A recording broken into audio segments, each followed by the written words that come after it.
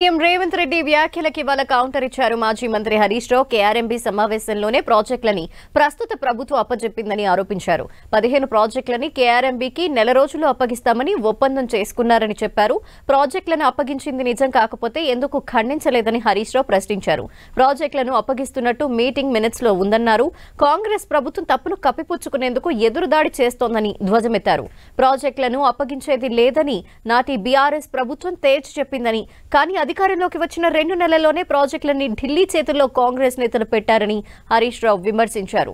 తాము ఈ విషయాన్ని గుర్తించి మాట్లాడిన తర్వాతే ప్రాజెక్టుల అప్పగింతలపై సంతకం పెట్టలేదని రాష్ట్ర ప్రభుత్వం లేఖ రాసిందన్నారు.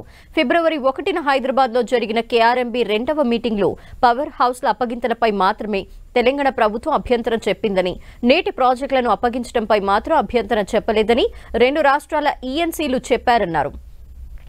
15వ కేఆర్ఎంబీ సమావేశానికి తెలంగాణ తరపున ప్రిన్సిపల్ సెక్రటరీ హాజరయ్యారని చెప్పారు. అయితే కేసీఆర్ ఈ మీటింగ్ కి వెళ్లి సంతకం పెట్టారని, సీఎం పచ్చి అబద్దాలు చెప్పారన్నారు. కేంద్రంలో అప్పుడు అధికారంలో ఉన్న కాంగ్రెస్ నేతలే విభజన బిల్లును రూపొందించారన్నారు. పోతిరెడ్డిపాడు ప్రాజెక్టుని శ్రీకారం చుట్టినప్పుడు తాము కాంగ్రెస్ ప్రభుత్వంలో లేమని, అప్పటికే 3 నెలల ముందే పదవులకు రాజీనామా చేశామన్నారు. పదవుల కోసం తాము ఎప్పుడూ అమ్ముడు పోలేదని, పార్టీలు మారలేదని తెలిపారు. తాము ప్రజల కోసం పదవులను త్యాగం చేశామన్నారు. పోతిరెడ్డిపాడుకు వ్యతిరేకంగా పీజేఆర్ మాతో గొంతు కలిపారని తెలిపారు హరీష్ రావు. పోతిరెడ్డిపాడు అంశంపై 40 రోజులు అసెంబ్లీని స్తంభింప చేశామన్నారు. సీఎం రేవంత్ రెడ్డి మితిమీరిన అహంకారంతో వితండవాదం చేస్తున్నారని, ఆయన భాషని ప్రజలు అసహించుకుంటున్నారని చెప్పారు హరీష్ రావు. అబద్దాల పునాదులపై రేవంత్ రెడ్డి ప్రభుత్వాన్ని నడుపుతున్నారని ఆరోపించారు. ఇవాళ రాష్ట్ర ప్రభుత్వం మేము అప్పచెప్పేది లేనే లేదు, మేము ప్రాజెక్టులు చెప్పము అని రంకెలేస్తూ ఉన్నారు. అసలు ఈ సమస్య ఎందుకు వచ్చింది? ఇవాళ మీరు స్పష్టంగా కేఆర్ఎంబీ సమావేశాల్లో ప్రాజెక్టులను అప్పచెప్తూ నిర్ణయం తీసుకున్నారు. ఇవాళ నేను అన్ని ఆధారాలతో సహా మీ ముందుకు వచ్చాను. నెల రోజుల్లోగా ప్రాజెక్టులన్నీ కేంద్రానికి అప్పగిస్తారు అని చెప్పి, ఇది మినిట్స్ ఆఫ్ ద మీటింగ్. లేలే ఈ మినిట్స్లో తప్పు వచ్చింది, మేము ఒప్పుకోలేదు అని చెప్పి ఢిల్లీకి ఉత్తరం రాసిండు. ఎప్పుడు రాసిండు? నేను ప్రెస్ మీట్ పెట్టిన ఈ ప్రభుత్వాన్ని కడిగితే ఆ రోజు వీళ్ళు మేల్కొన్నటువంటి పరిస్థితి. ఇది మొదటి మీటింగ్. సరే, తర్వాత ఏమైంది? మళ్ళీ కేఆర్ఎంబీ సెకండ్ మీటింగ్ జరిగింది. 1 ఫిబ్రవరి 2024. మనము రాజకీయాలకు అతీతంగా రాష్ట్ర ప్రయోజనాలు కాపాడాలి. అన్ని అబద్ధాలు అంటే ఇలా అబద్ధాల పునాదుల మీద ప్రభుత్వాలు నడపాలనడం అనేది కరెక్ట్ కాదు. ప్రభుత్వాలు ప్రజల కోసం పనిచేయాలి, రాజకీయాల కోసం కాదు. జనవనరుల మంత్రి అధ్యక్షతన జరిగే సమావేశానికి రెఫర్ చేయండి. ఈ కేఆర్ఎంబీ ఇచ్చిన ఆర్డరే తప్పు, ఈ ఆర్డర్ మీదనే పూర్తిగా రివ్యూ చేయాల్సిన అవసరం ఉంది, మేం ప్రాజెక్టులు అప్పచెప్పే సవాలే లేదు అని చెప్పి ఆ రోజు అప్పటి ప్రభుత్వం అంత స్పష్టంగా చెప్పింది.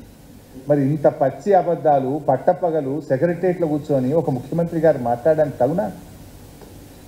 ఇంత ఇంత ఇంత దుర్మార్గమా?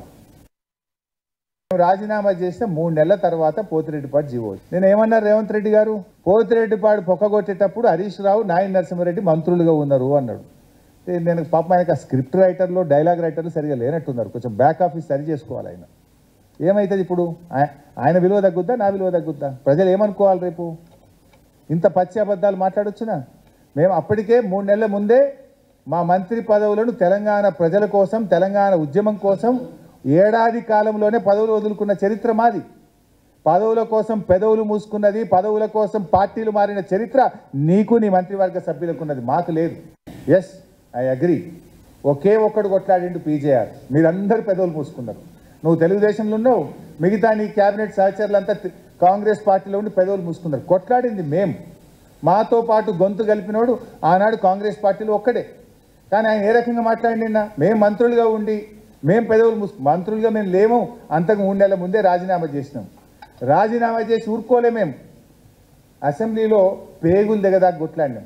విభజన బిల్లును ప్రధానంగా జయరాం రమేష్ గారు, చిదంబరం గారు, దిగ్విజయ్ సింగ్ గారు, ప్రణబ్ ముఖర్జీ గారు వారి పర్యవేక్షణలో ఆ రోజు ఏపీ రీఆర్గనైజేషన్ యాక్ట్ బిల్లు రూపొందించబడ్డది. అఫ్కోర్స్ ఇది రేవంత్ రెడ్డి గారికి తెలిసే అవకాశం లేదు. ఎందుకంటే ఆయన అప్పుడు తెలంగాణ ఉద్యమంలో లేడు, అంతకంటే కాంగ్రెస్ పార్టీలో లేడు.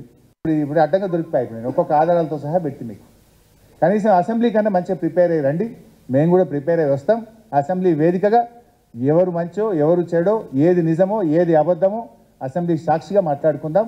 బాగా ప్రిపేర్ అయ్యి రండి. మీ స్క్రిప్ట్ రైటర్లను మార్చుకోండి. మంచిగా ప్రిపేర్ అయ్యి వస్తే మేము కూడా ప్రిపేర్ అయ్యి వస్తాం. మీరు ఏ డేట్ పెడతారో పెట్టండి. అన్ని రకాల చర్చలకు ఎన్ని గంటలైనా మాట్లాడడానికి మేము సిద్ధం.